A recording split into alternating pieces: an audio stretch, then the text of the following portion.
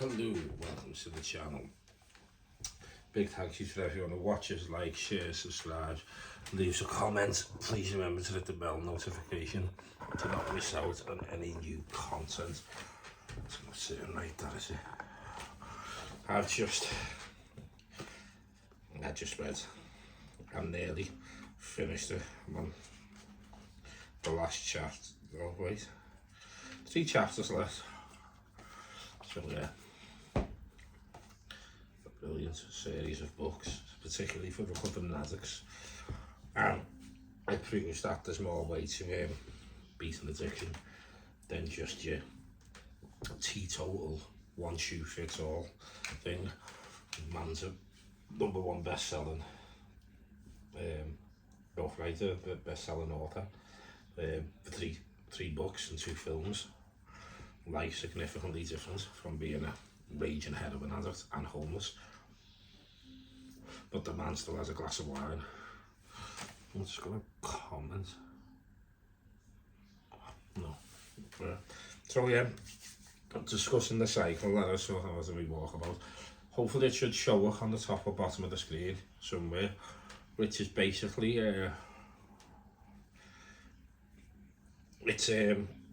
this is for educational purposes only. I'd like to point that out. I do not endorse the use of any drugs or any performance-enhancing drugs, nor do I condone or promote the use of any illegal activity. It's not illegal for me to possess steroids. It is illegal for me to sell them or anything, which I'm not doing. I'm not selling them. I haven't got enough in me possession for anything.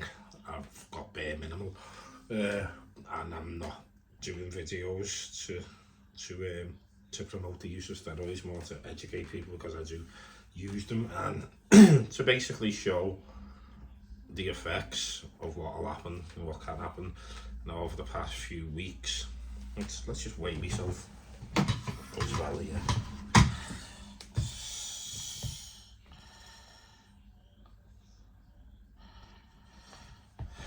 90.1 kilogram. 90.1 kilogram I am, or 14 stone, 3-4 pounds. So, in the past nearly 5 weeks of being on a very minimal dose of steroids, I've got a bit of meat stuff in me too.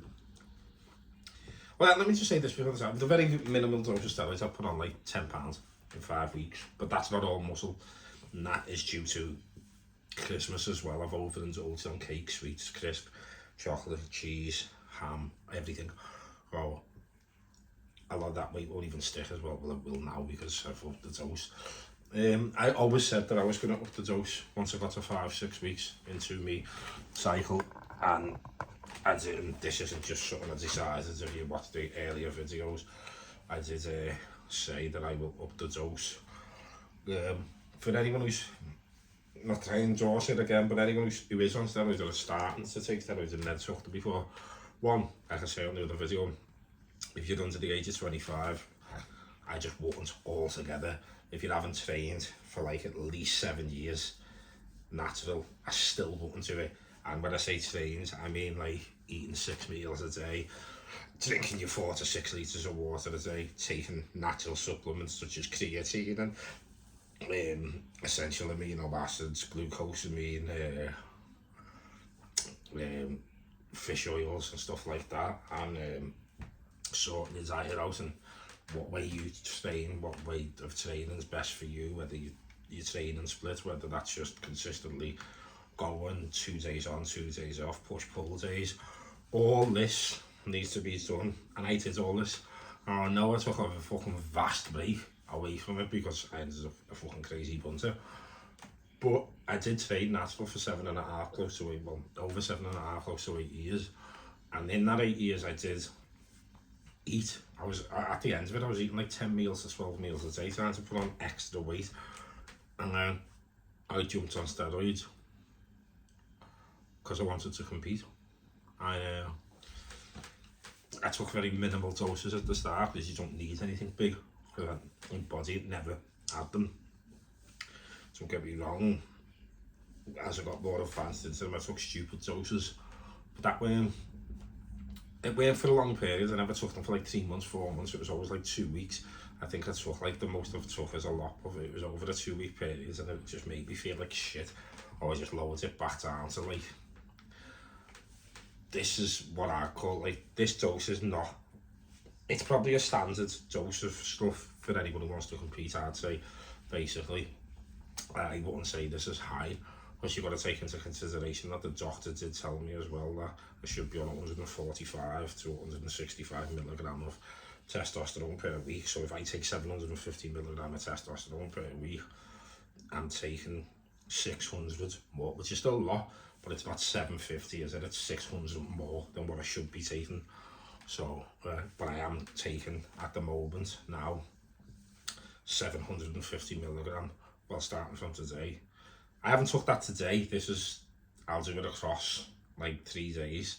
It'll be Monday, Wednesday, Friday that I jab up, and across a Monday, Wednesday, Friday, I will have 2 mil, which is a milligram of sustanon is 250 milligram of sustanon in each middle. So I just mix that with my Deca, and I have 200 mil. So it ends up being 750 milligram of sus per week. 750 milligram of sus per week, 600 milligram of Deca per week, 30 milligram of Rab 140 per day, 30 milligram of MK677 per day, 50 milligram of Anadrol per day, 50 milligram of Dianabol per day, 200 milligram of Trenbolone per week, and that's it for the moment. In a few weeks I'll incorporate some insulin. I'm just going to have to put this off for a quick second, and because my mum shouting me, and I'll continue with the video. I'm back. So I don't know if all the writing will come up on the one thing, so it'll have on the 2 different parts. It's split up, but it'll stay on the screen. So on the first part, it's got what I took anyway, but I'll just come over it again, take quick, because I have to break the video up and sort me that out. But that is the thing. Well, I didn't have to cook a roast today, but I have to do one Sunday and another one Wednesday. And I know people are probably thinking it's just a big deal doing a roast. I have to cook another 6 meals on top of that. Do you know what I mean? And I thought my man's going to go easy on me today. It's been graft today. Every time I tried to lie back down, the doors went. Someone come to fit something on my man's bed, because the one in the living room's going, they had to fit something by the radiator. Then the carers are back because they come to do a cup of tea, don't they? Because they've got nothing else. I'm not calling them, by the way, they've got nothing to do because I do everything.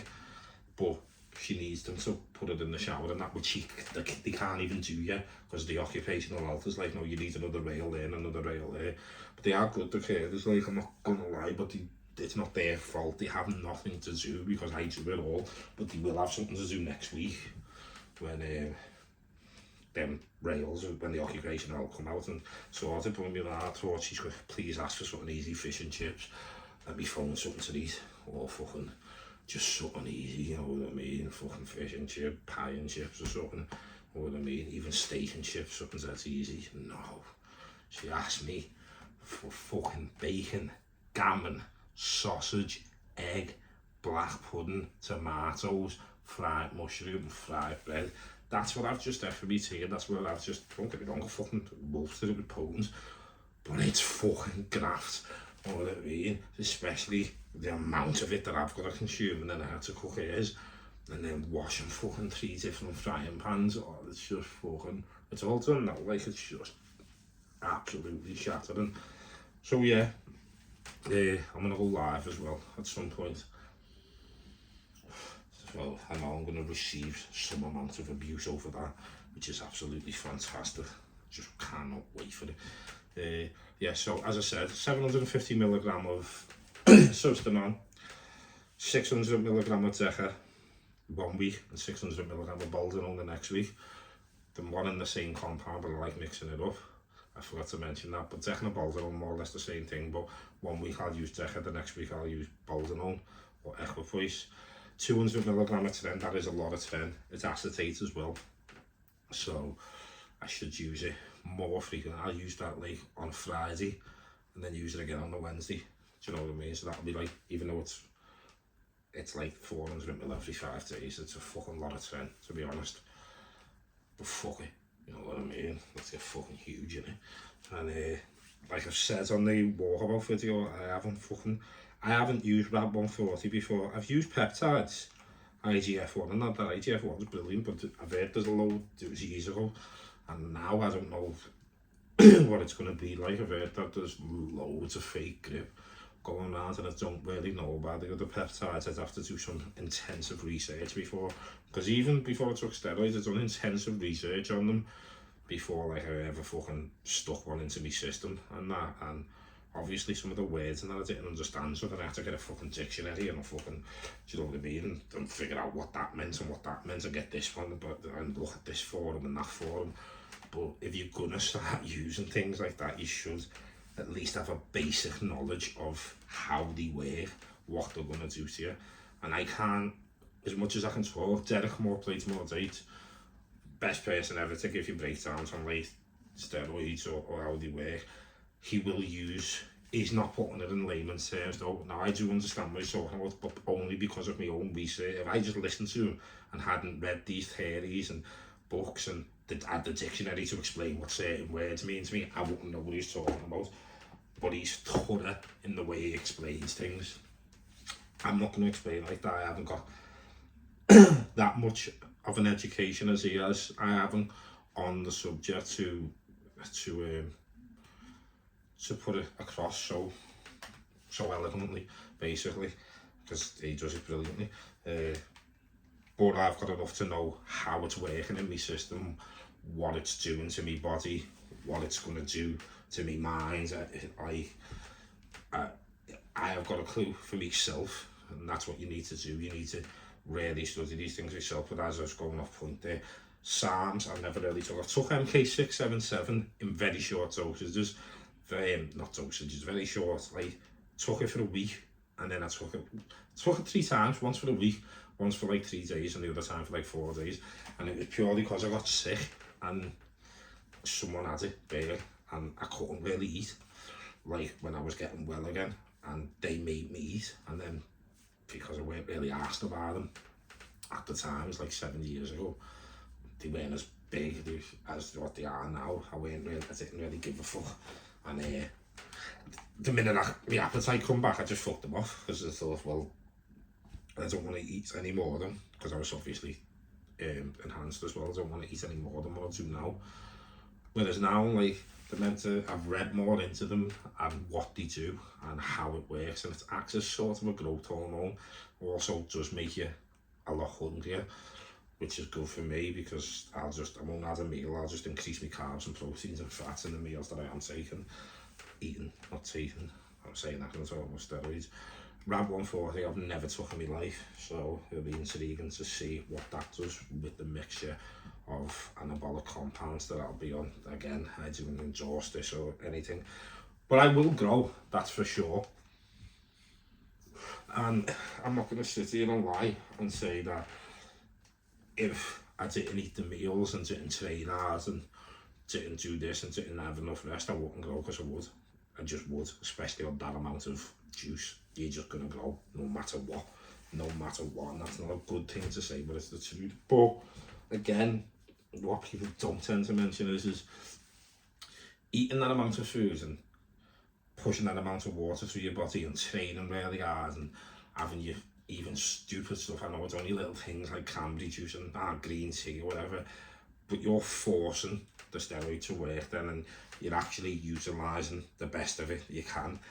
Like, it's damaging your body anyway. That's while you're doing a proper diet, while you're training as hard as you can, while you're drinking a lot of water, and while you're trying to mitigate all the fucking negative impacts that they can have.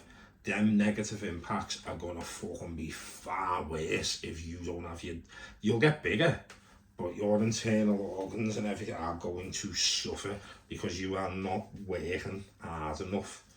And the steroid's just gonna ruin you even quicker than it would anyway. Regular blood work, if you're in England and that, and your NHS, it shouldn't really be an issue for you. In the UK, there's no even blood work clinics here are really cheap to get your blood work done.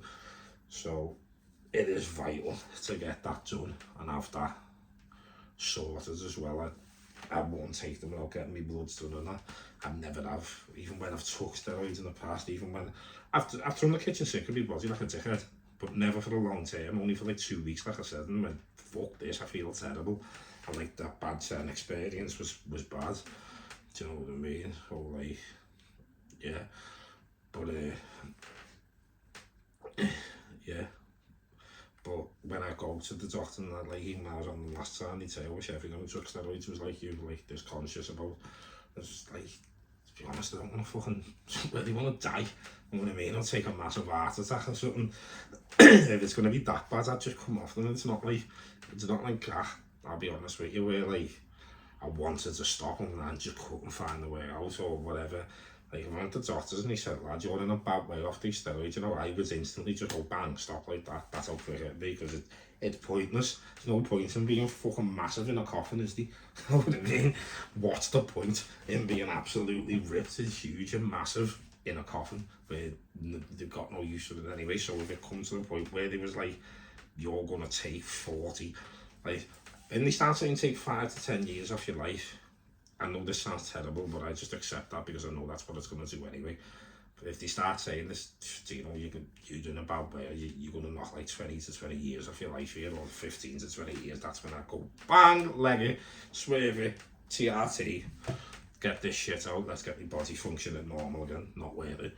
And I would genuinely do that, you know what I mean? Because, as I say, what's the point in it if you can't enjoy it?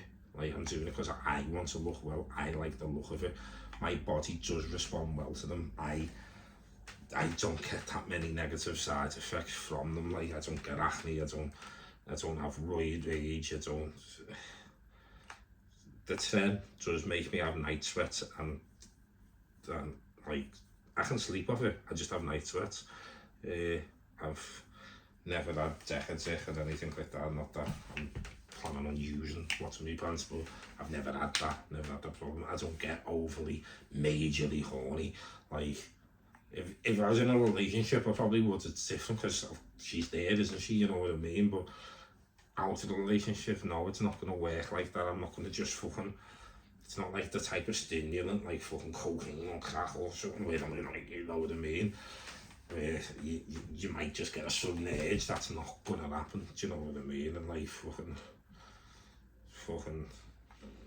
it's just, that doesn't happen to me. And this is not me I'm just telling the truth about how it affects me. This isn't every single individual. Some people take steroids and fucking non-stop to death. You know what I mean? When I shag head, do you think that moves? And that's not me. You know what I mean? That ain't me, baby. But obviously we'll make it a bit more, but not to a point where it's not noticeable to me. It's not like a problem. I'm not walking around town getting hard-ons, is what I mean. Or anything like that. It's not, I'm not fucking watching porn or anything. So like, that's not an issue to me. Then I will be careful with it. I'm going to monitor how I feel and actually write down how I feel before I took it. And I'll never take halo testing again because I'll kill someone or myself. Even in a small dose, that didn't agree with me. Like even in a very minimal dose, 10, I was alright after, to be honest, until I properly abused and started taking 700 to 800 milligram of it a week. It's not 400 milligram as well every 5 days. Yeah, it is. 2 mil every 5 to 6 days, 400 milligrams, 100 milligram per thing, right? That's not too bad though. Well, it's mixed with the other compounds that I'm taking as well, but if I do feel, because it is a bit excessive, to be honest, but that's because I want acetate at the start to get it into my system to see what it does. Because the other one, the long lasting one, and the night, is the problem with it is because it's in your system over a longer period of time, like the tendency that it'll all kick in at once or something, and I'll be sound for 6 weeks, and then 6 weeks down the line I'm gonna fucking lose my mind because it started hitting all my receptors after 6 weeks, and it's at its full potential and full potency, and I just lose my mind. Whereas at least with acetate I can control it. So if I took Entonate, I'd probably take half a mil a week. I'd be that cautious about it. If it was the long acting one, it'd be 50 milligram a week. I wouldn't even risk taking more than that. But with the fast acting one, because that's my nose ring, I'm not picking it. Because I know I can push it in and out of my system quick, and I know if I start to feel, and it'll work quick. So if the rage comes, or the anger, or the annoyance, or that feeling like, and I know what the feeling is, it's easy for me to swap because I've smoked. So the first thing that you feel is like you need, like that feeling like you need a ciggy and you haven't got one. That's the feeling. It's not as bad as needing a drug, like crack, for instance, or coke. It's not as bad as that addiction. It's like that, because you know you'll get a ciggy, do you know what I mean? So it's like that, where you just sweating on a bit, and you know, little things start to annoy you, or you haven't had enough sleep. That's the beginning of it. The only problem is that annoyance does not go away, because when you have a ciggy, that annoyance goes. Then when you've had a fucking half an hour kip, that annoyance goes. Whereas because of the trend, you just have to sit with that annoyance and make it go yourself, which is hard graft. About Christmas and that, and Boxing Day and all that, I ought to be careful about what I say, to be honest. So, but you know, it's hard for me for certain reasons, and that's why, and I'm not legally allowed to discuss certain things or whatever. That's fair enough. But to get through it, it was pretty easy, I'm not gonna lie, because I'm not trying to sound like great or anything, but I'm not driven and not focused. I just know for a fact that, like, I know I'm gonna make something in my life. I know I am. I know that, and I'm not saying that to be arrogant. So I just know I am. I've got tunnel vision for it. I'm not hating anyone. I'm not pushing people aside. I'm still connecting with people. I'm not isolating them. I just know that I'm working hard enough to achieve what I want to achieve, and I'll be working even harder. The only problem with Christmas and that is, due to certain things, things are shut, so it did slow down a bit, like content or whatever, just before Christmas. I had to show presents out my mum, make sure all the dinner was in, and I got sick and that. But apart from that, everything sounded great. And now going into a new year, I'm not really big on going, oh, new year, yeah, it's going to be my year and all that, because I don't want to tempt fate, but it's already, if I can start the new year as well as I've ended this one, then that's already a win. That's all I have to do, is be better tomorrow than what I am today, and I will be, because I make sure I am. I'll do anything in my power to make sure I am, even if that's only a little thing. I have stuff planned. I write stuff down. I'm keeping me diary, you know, in my journal. That's not for YouTube, but that's personal. But but it's not that personal, because I'll end up using it to write sketches and plays and stuff. But I've actually got a play on its feet, and it's like, there's things that I've got acting work for January, more modelling work. I'm going on holiday on my own, but I want to be on my own. It's just, I'm reading a lot more. I'm interacting with people that I should be interacting with. I'm really enjoying my training. I'm really enjoying the time that I spend with my mum as well. Me and my mum have reconnected again, because of fucking the years of shit that we're reconnecting with my family and everything's just fucking, not everything, but, well, yeah, everything's heading in the right direction. Nothing can stop me. There's nothing anyone that can say to me, do to me, anything that's going to stop this trajectory. It just won't happen, because I just know for a fact that there's nothing that can be put in my way now, nothing whatsoever, that will stop me focused on what I'm focused on. I know I deserve to have a good life, because I am putting the work in for that life to be good. And yeah, so I'm gonna do a live soon, edit this video together, put the thing up of what I'm taking, and thanks very much for watching. Sorry it was short about the mental health bit and that, but it was that simple really. I'm not going to drag on something that's not really been bothering me that much. My medication's working, they've upped it. It's getting upped again next week. My addiction is my addiction. Like, this recovery is easy. I don't mean to say that in a thing, it's just, I'm not driven and not focused, and I'm not listening to, I know I'm doing it my way, and I'm not afraid anymore to turn around and say stuff like, I can have a drink, and you know, and the other places like, I don't want the 6 months clean badge and all that, because I'll never get it, because I'll have a glass of Prosecco on Christmas and that's okay. And I said, this man here, look, 2 films, 3 best-selling books, not an addict, has a glass of wine, and that, you're not an addict. Some people aren't one enough. Some people can't accept that, mainly in addiction groups. Not all of them, but most cannot accept that, and I sort of understand it and sort of don't, and the fact that I don't, is like, I understand it to a point, but I don't need to understand it. That's their opinion. I know I'm clean, I know that I'm not teetotal, I know I haven't swapped one addiction for another, I know that my life is going where I want it to go, and if I ever get proven wrong by myself one day and ends up fucking relapsing because I've took steroids and ends up on the crack because of them, which I can't see happening. I don't drink, I don't smoke weed, I don't do anything like that. But I literally can't go to Amsterdam and have a joint and then not smoke again for a year. It might not be something you want to hear. It might not be what you class as a recovery, and that's perfectly understandable. That's perfectly fine, and I accept that. I genuinely accept that if you want to class me as still an addict because I'm taking steroids, that's fair enough, that's your opinion.